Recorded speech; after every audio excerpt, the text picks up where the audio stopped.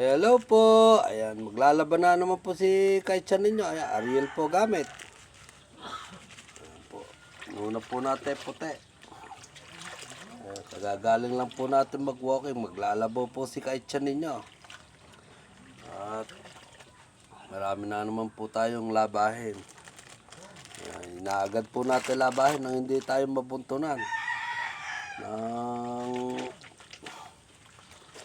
Tayo mabuntunan ng lalabahin. Sanay na po tayo magkusot mga kaitsako at ayan, sanay na po tayo. Ayan, muna po ang ating unahin puti.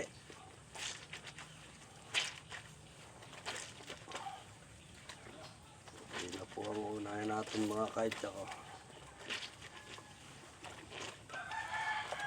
Agad po natin yung ating labahin ng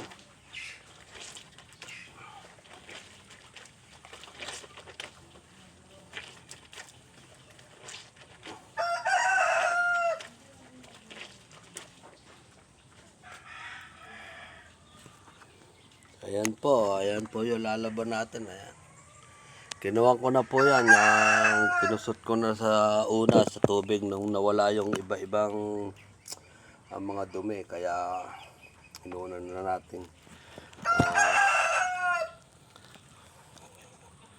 nang yung ibang dumi na alis.